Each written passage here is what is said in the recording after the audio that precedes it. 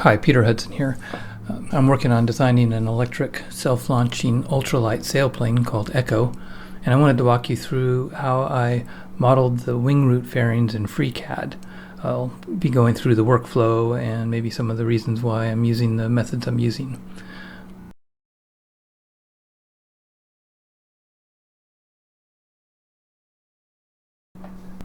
Alright, I've copied my Fuselage forebody into a new file that I'll work on. I'll walk you through how I made that.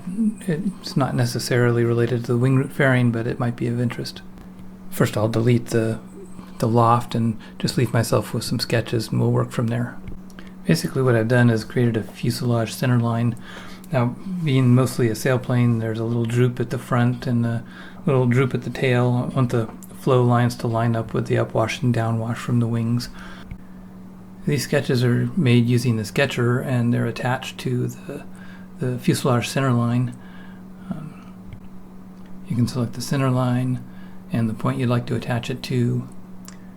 Select Sketch, select Normal to Edge, and that'll attach the cross section to the centerline where I want it. And the centerline will be normal to the plane we're sketching on.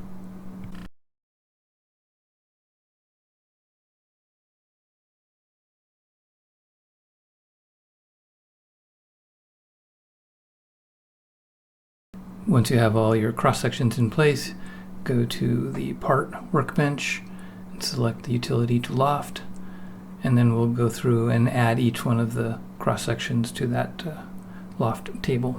You'll be sure to select them in the right order. So there's my fuselage shape. I'm only modeling half because we can mirror this later. What I want to do next is add a reference plane that's going to define where the airfoil sits on the outside of the wing root stub.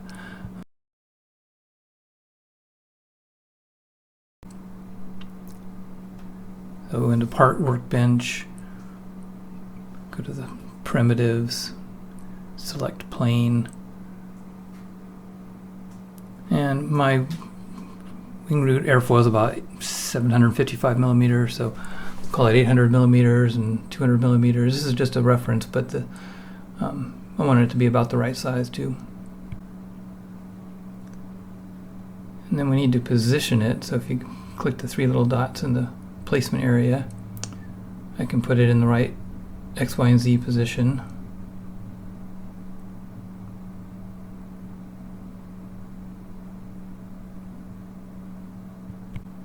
And then rotate it into the angle that I want. So at 90 degrees I would have no dihedral. I actually have about 4 degrees dihedral in my design, so I'll put in 94 degrees and make sure it's the right direction. I didn't need 86 degrees. And then my wing has about a 3-degree incidence, so I'm going to type that in too. Now this plane XY coordinates line up with where I want the airfoil to sit at the end of my wing stub. And I'll go into View and change the transparency to something so I can see through it. I like to do that when it's a reference plane so I don't confuse it with a real part.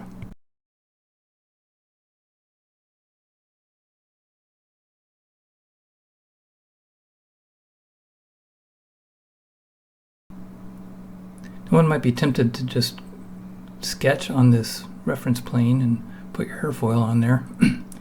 So you could go to Sketcher and flat face.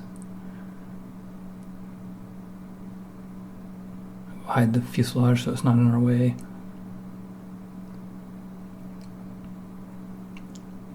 We'll change the grid size to something bigger, like 100 millimeters. And if we were to use BSpline and Sketcher, well, there's the thing is, BSpline and Sketcher, you're putting control points in. Those points aren't exactly where the spline will flow through. They're the ones that are controlling it. You can see the line doesn't go through the points we just selected. What I want to do is read in a set of airfoil coordinates and have my B-spline go through those coordinates, and I can't do that from the sketcher. So let's just get rid of that, and I'll show you the approach that I take.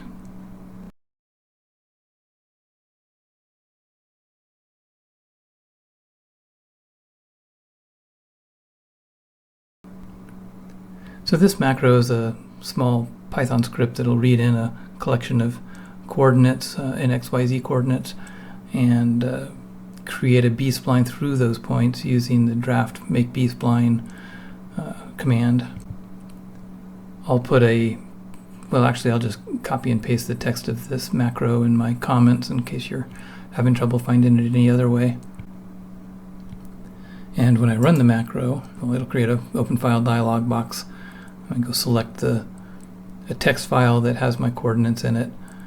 In this case, I broke the files into upper and lower lines for the airfoil, and generates the B-spline.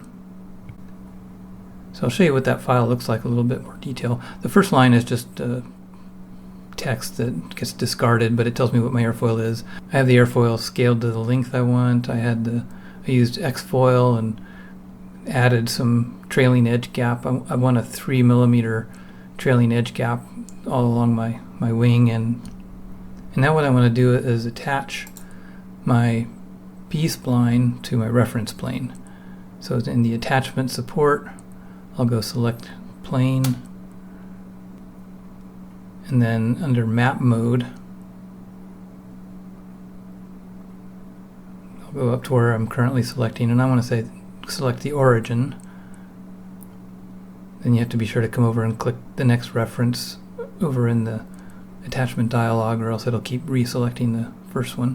Then I'm going to pick my x-axis that I want, and you'll see an error. You can ignore that. That has to do with all the different ways that it can orient this sketch on, or this B-spline onto the surface.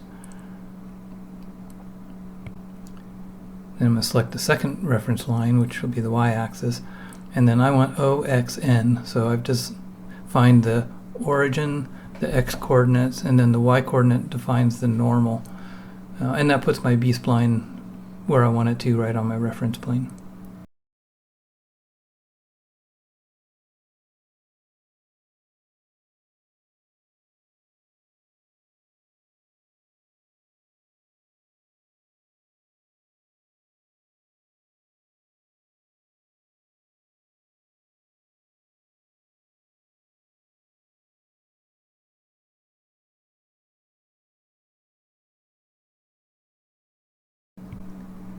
And I can go ahead and read in the file for the lower half of the airfoil.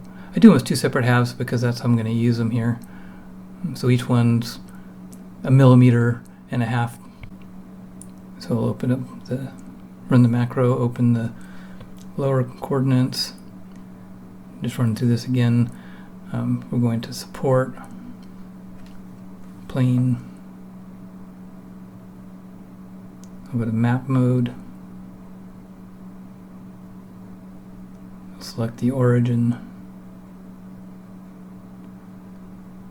Don't forget to re-click that. Okay, select the x-axis. Select the y-axis. With an x and y-axis, they can figure out what the normal is. So 0x and normal. And now we have our coordinates in position with our fuselage where we want them. I'll take care of some naming. It's good practice to name these things something meaningful for later. Okay, next I'm going to make a sketch, and it won't be intuitive what I'm going to use it for, but later once we use it, it'll make more sense what the sketch should look like. So just kind of be patient for right now. So we'll go to click the plane, we'll go to Sketcher, put a sketch, attach it flat face, so it'll be attached to my plane as well. The other thing I want to do is open up my text file with my scaled airfoil coordinates. I'll be needing to use those. You can't really use the B-spline and bring it into this sketch as a reference. It sort of approximates it, and you can't attach things to it anyway. So what I'll be doing is using the coordinates to make sure I have some lines that are effectively exactly on the airfoil coordinates in my B-spline. So here's this first line. You saw my first coordinate isn't at 0, 0, 0. It's actually about 0.06 of a millimeter lower than that. But again, I want to be as precise as I can here because I'm not sure what the tolerance is at which it stops considering this connected later when we use it.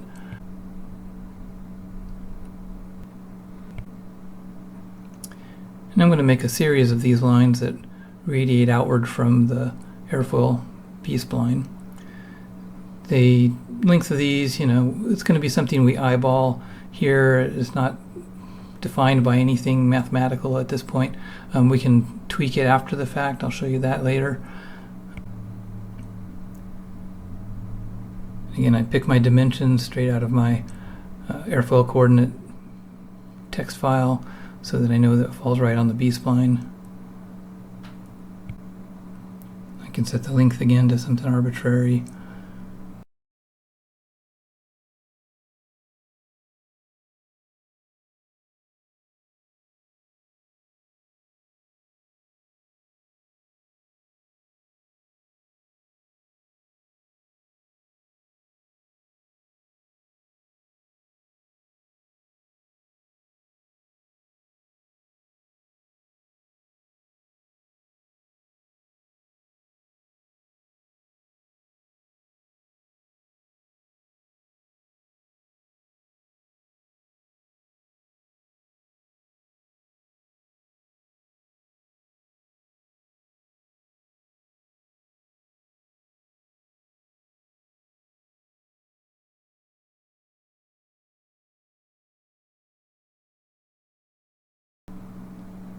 I like to sort of visually make it close to perpendicular to the B-spline at that point.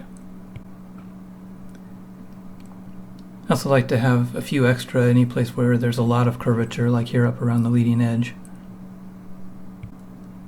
Again, we'll fix the base of those lines at the airfoil coordinates, and we'll arrange them so they sort of stick out perpendicular from the airfoil. I'll just hurry through putting in a few more here. I'm obviously skipping a lot of airfoil coordinates and just putting them whenever I think the curvatures change enough.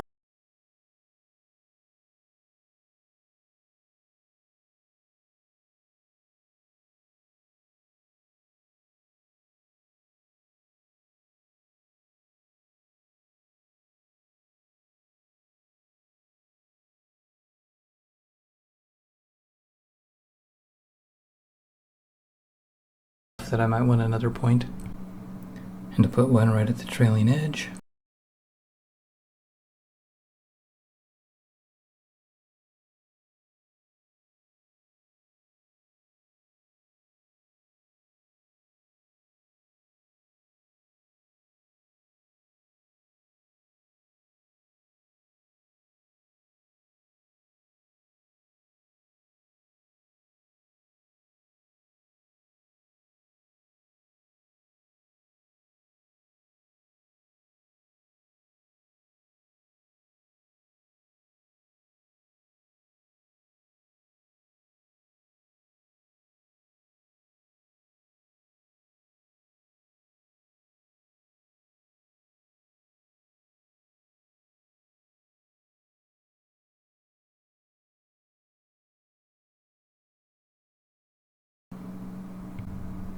And then I'll extend a few after the trailing edge because my fairing is going to continue after the trailing edge.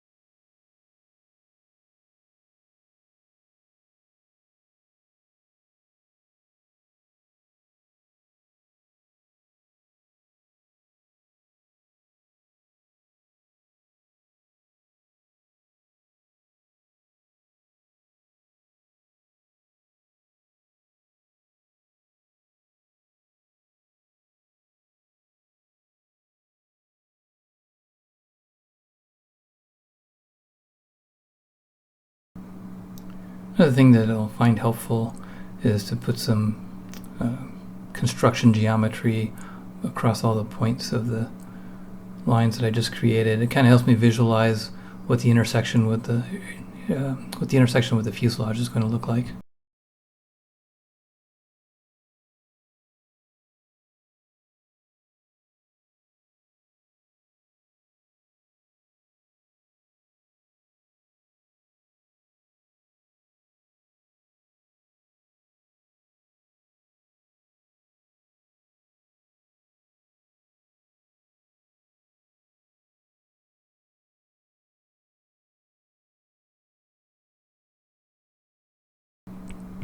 My wing root fairing is also going to have a 3mm trailing edge gap, if you will. And I'm going to stop this line at about that point. I could go past it and just trim it off later, but just for the sake of tidiness on this sketch, I'll go ahead and constrain this to where I know I'm going to trim it later. You can sort of eyeball where you want these lines to go to make a smooth transition. You can change them later, so it's not too important to get exactly right just now.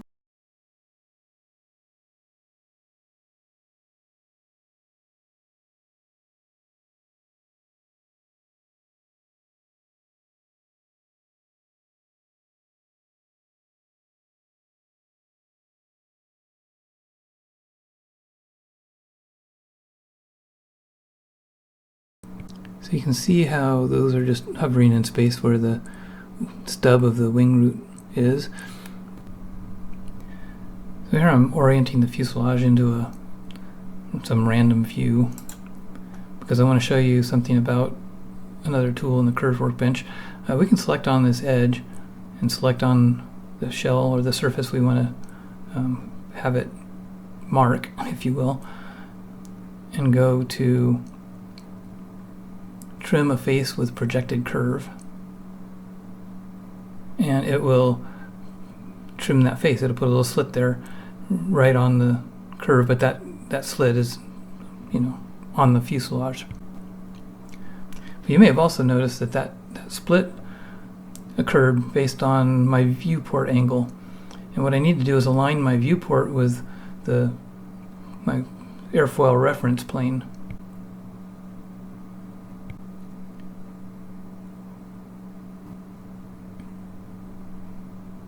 So in order to do that, we're going to need a macro. So we can go to Tools, Add-on Manager, and then there's the workbenches. You can select the Macro tab.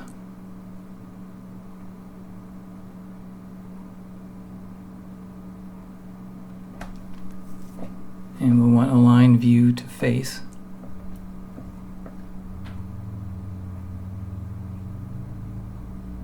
You want to execute that, and then you'll have to restart FreeCAD to make it available. Now we can select our face that we want to align to, use Align View to Face, and it lines up the viewport with the face. Now we're on the wrong side, so I can click this little arrow 4 times and be looking at it from the correct side.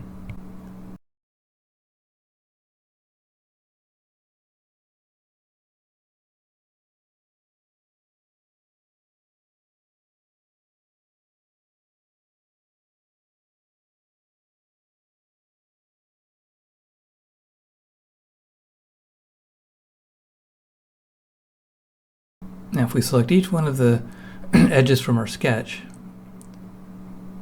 and then we select the fuselage on the surface that we want to keep,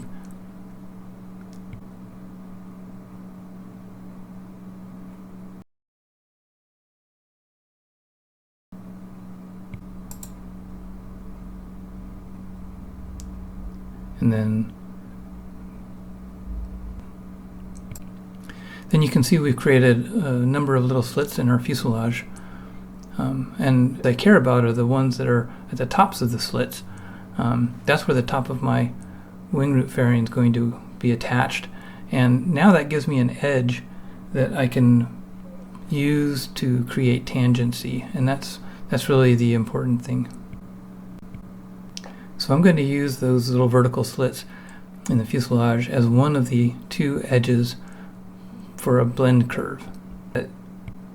The other edge once I need to establish tangency with the airfoil, I just take my sketch and extrude it, and it'll extrude normal to the sketch, which is normal to the reference plane, which is basically the bottoms of each one of those lines would scrape exactly along the airfoil of my wing as it were extending into the fuselage.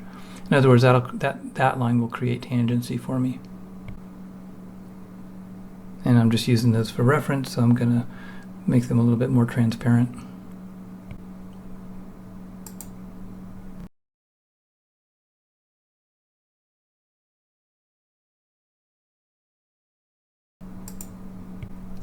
Alright, the next thing we do is go to the curves workbench. we're going to select the edge on the fuselage and then the edge from our extrusion and create a blend curve.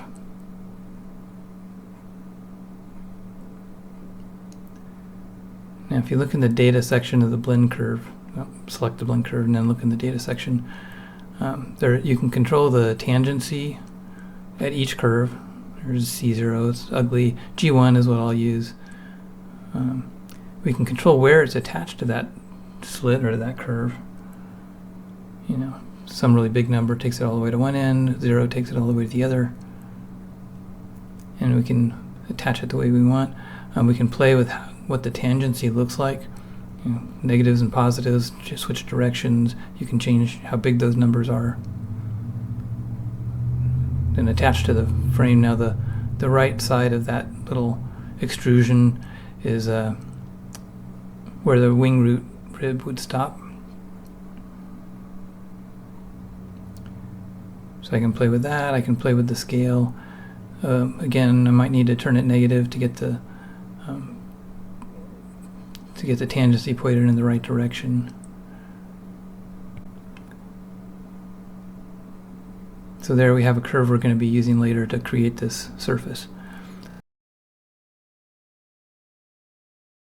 So we need to make a bunch more of those. What I'm going to do is just, if you click them in the same order, you can modify them all at the same time later. So I'll just go ahead and create a bunch of these blend curves, and then we'll work on them when I get done.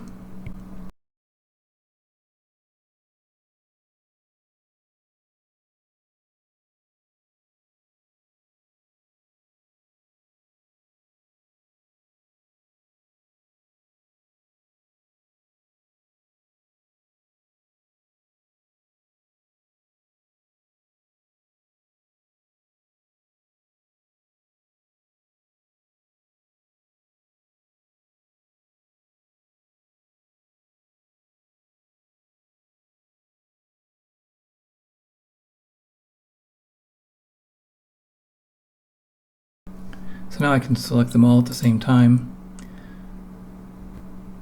and go make sure they're attached to the right end of the slit in the fuselage.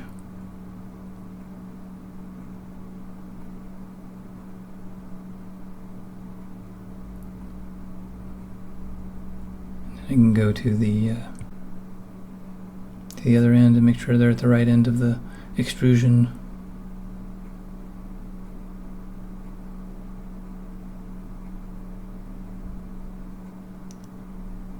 Make sure the tangency is pointed in the right direction. I see they're not quite all the way in there. Let's go back and fix that.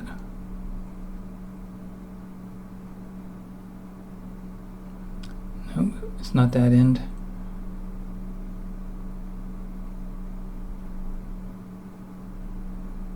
Yeah, that's better.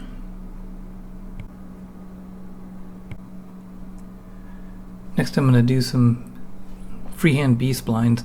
I like to get rid of everything that I don't want to accidentally select before I do this, so that I make sure I click on the right little points. Let's get rid of the fuselage and the extrusions and the existing B-spline. What I want to have access to are the ends of my blend curves.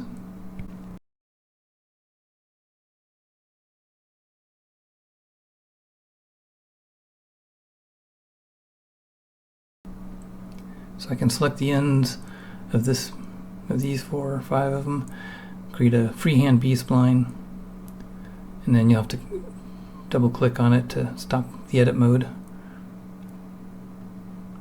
And I'll call back my airfoil, my upper airfoil section. Now these are 2 separate lines and I need to make them all one line, so I'm going to click them both, and in the curve workbench there's a join curve. Use that. Now you have one continuous curve along that whole line. And because I don't want to accidentally select the ones that aren't later, I'll go ahead and hide those.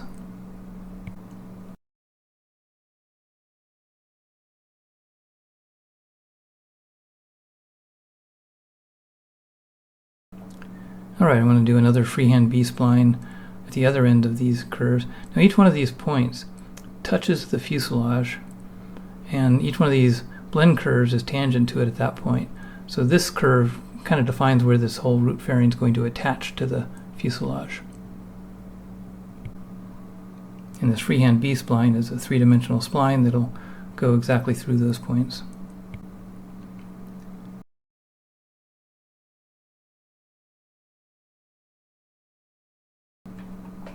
And now the magic happens. We can select each one of these blend curves.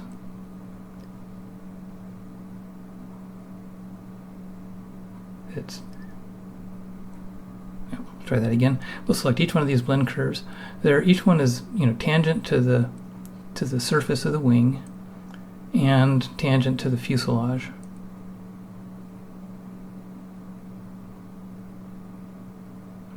And these are the places where it's attached to the wing and attached to the fuselage. And there's our upper surface.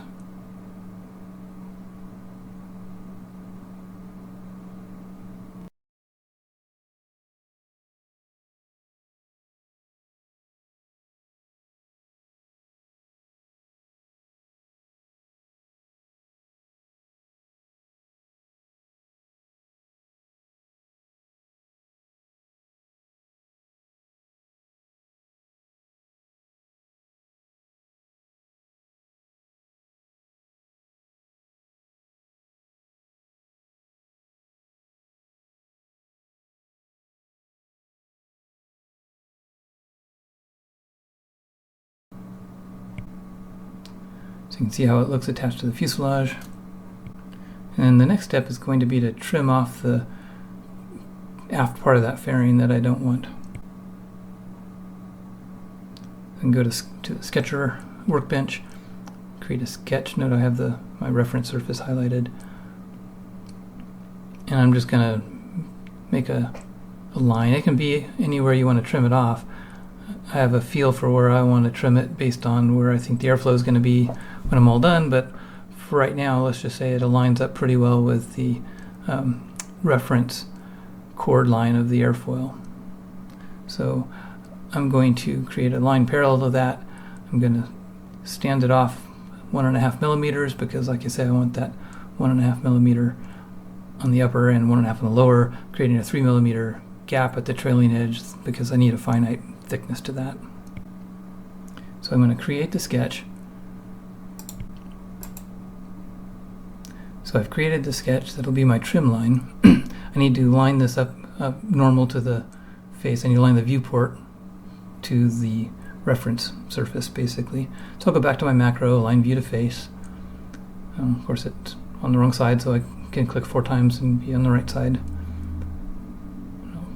Click the curve I want and the surface I want it to cut, and where on the side that I want to keep. And go, curves workbench. And we'll trim a face with a projected curve.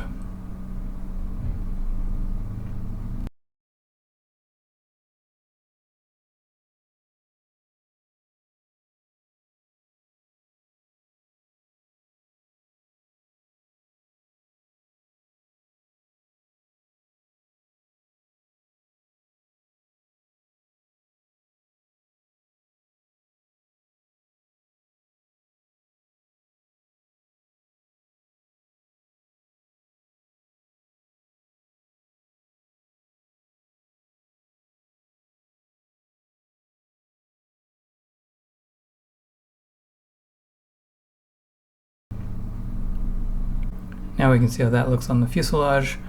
I'm kind of happy with a nice scallop look of that. Now I've talked about this being parametric, or I've said a few times we can change that later. This surface is parametric, so I'll play with that a little bit and you can see what I mean.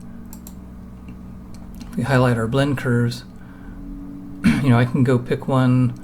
Maybe I'm not happy with the way the surface looks there, and I can click on it alone and change some scale factors, and it'll update and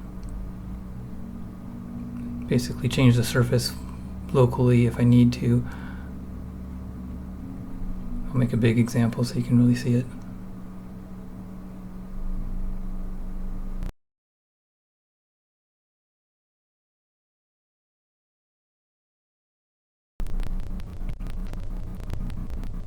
You can also go mess with the sketch. maybe I'm not happy with where the flow lines line up, or where that surface lined up. So I'll change a few of these, and maybe I want the radius to be a little bigger or smaller in places.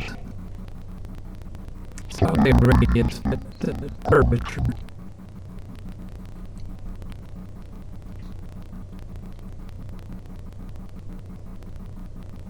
I'm making them kind of big so you can see what happens.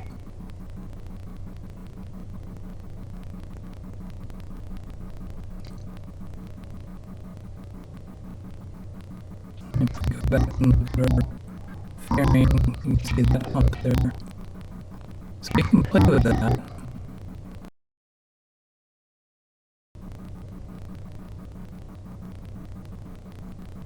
Without having to rebuild the whole fairing. Go through and adjust these to something a little more appropriate.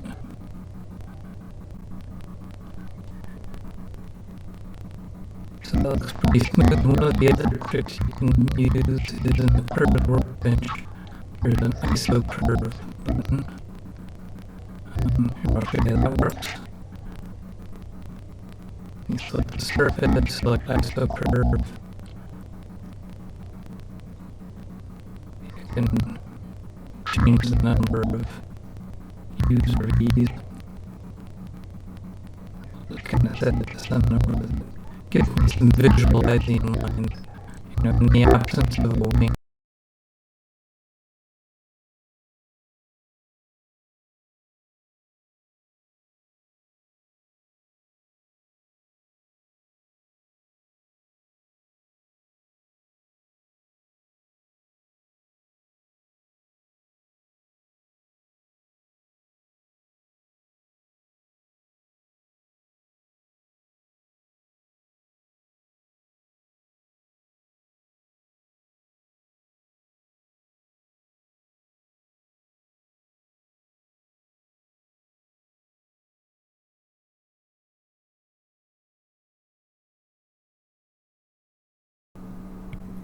So overall, I think that looks pretty good. I'll go ahead and do the bottom surface. Let me rush through a sketch. I did that without you watching. You can see I have the aft part of the sketch going back. And you can see I have the bottom fairing going aft of the airfoil and past where the split line is going to be. I'm going to line view to face.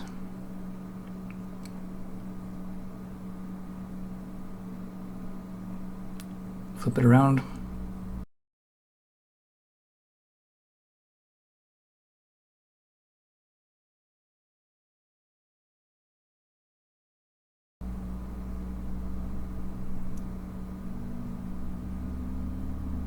Select all my little lines that I want to cut the fuselage with. And select the fuselage.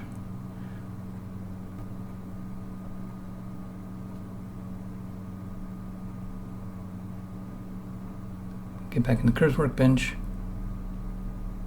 Trim with the projected curve. And now I have my little slits for making the lower half of the fairing. Now there's a couple things I'm going to need to fix here. One is that I'd like the top and bottom fairing to end at the same place.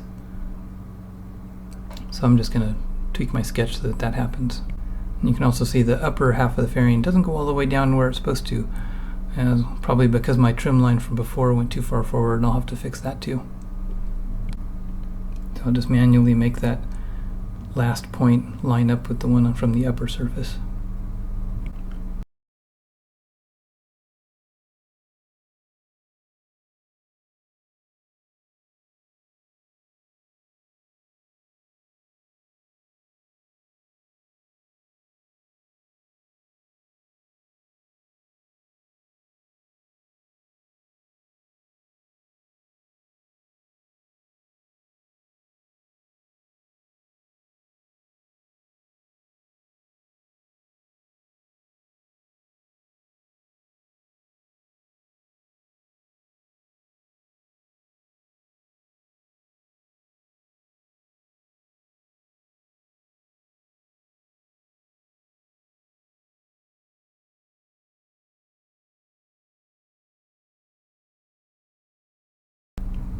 I'll go ahead and extrude those lines, make them a little bigger so they're easier to pick this time.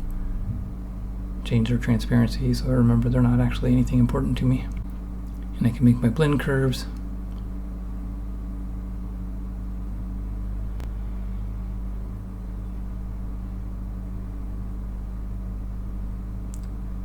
As long as I select the fuselage first and the edge second, I can go back later and fix these all at the same time. So maybe this front one, which seems to be pointed in a different direction, but that's no big deal. In this case, I want the lines to the blend curves to be attached to the bottom of those slits, and the tangency to be heading up.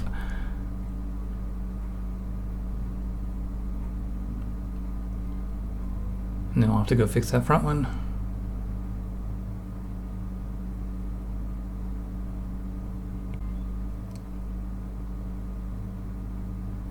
Now here's where the upper fairing doesn't go down far enough, so you go ahead and fix that. It's important when you're doing these kind of models to occasionally zoom way in on something just to see if you've made some tiny mistake that you're ignoring. Let's go back to my cutting line. That's way too far forward. Let's just move that out of the way. Close. I don't have to go back and do anything else. This is all fully parametric still, which is pretty handy.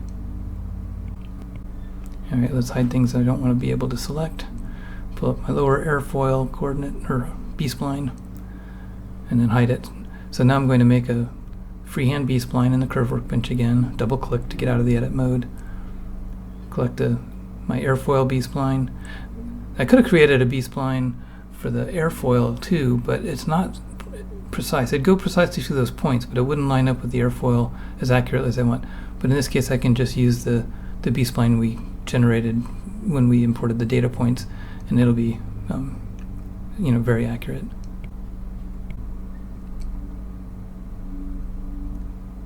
Then we go through and select all the blend curves, select the edges, create a Gordon surface, and there's the untrimmed lower half of the root fairing.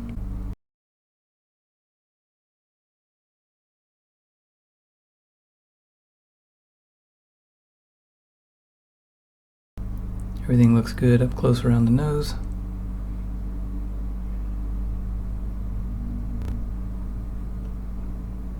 Now, next step, we'll go ahead and trim the aft part of that fairing. So we'll select our reference surface and go to the sketcher.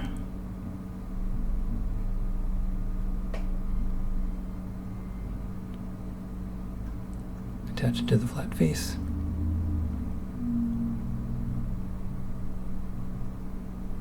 Draw our cutting line. This time we won't cut off the nose.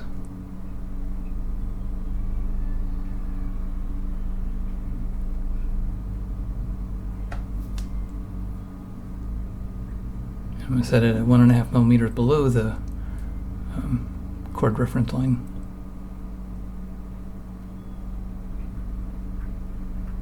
Select our face, go to our macros, recent macros, line view to face, flip it around,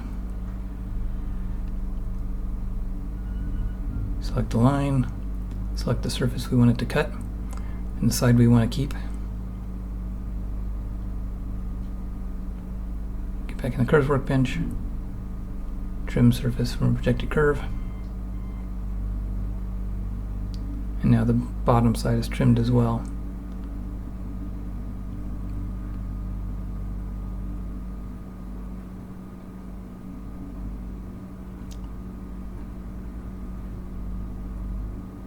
Here's what it looks like attached to the fuselage.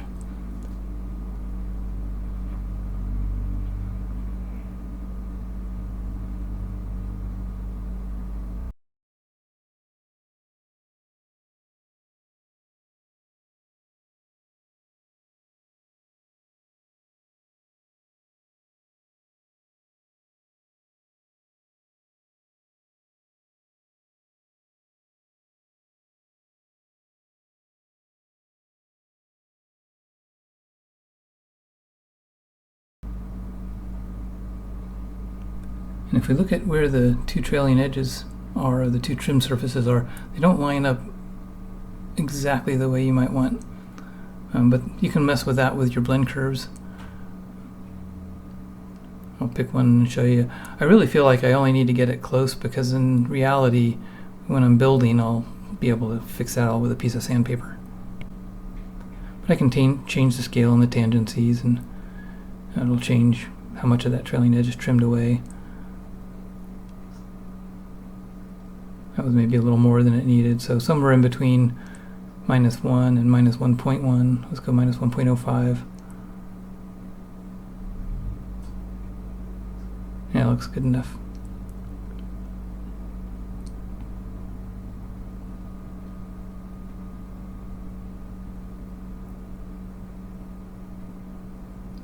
Just like my blend curves.